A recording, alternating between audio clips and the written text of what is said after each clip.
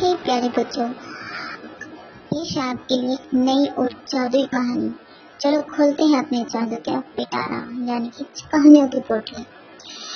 एक बार बहुत दूर गहरे नीले समंदर के नीचे एक रंग बिरंगा जादुई महल था। उस महल में रहती थी बहुत ही खूबसूरत जलपरी राजकुमारी एरिना। उसके पास था एक चमकदार मोतियों वाला जादुई सीप जो समंदर की रोशनी और शांति बनाए रखता था। एक रात जब सब कुछ शांत था और एरिना अपने रंगीन महल में मोतियों से बने तकिए पर सो रही थी, तभी एक अजीब हलचल हुई। एक भयानक चुड़ैल जो समंदर की गहराई से आई थी धीरे धीरे छिपती हुई महल के पास पहुंची। उसके लंबे बाल बिखरे हुए थे, लाल आंखें चमक रही थी और उसके हाथ में एक जादुई छुरी थी। उसका इरादा था जादुई मोती वाला सीप चुराने का। वह चुपचाप महल के अंदर घुसी। दीवारें मोतियों से सजी थी और नीली रोशनी में चमक रही थी। जलपरी एरिना गहरी नींद में थी और उसके पास एक बड़े से चमकदार कटोरे में रखा हुआ था जादुई सीप।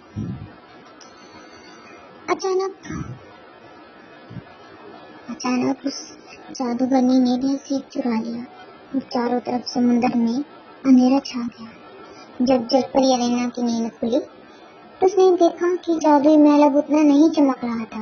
मोती वाला सीप गायब था और समंदर की लहरों में अजीब बेचैनी थी। एरिना समझ गई कि बहुत कुछ बुरा हुआ है। उसने तुरंत अपना खास दोस्त नीमो कछुआ को बुलाया और कहा, नीमो, हमारा सीप कोई चुरा कर ले गया, हमें मदद की आवश्यकता है।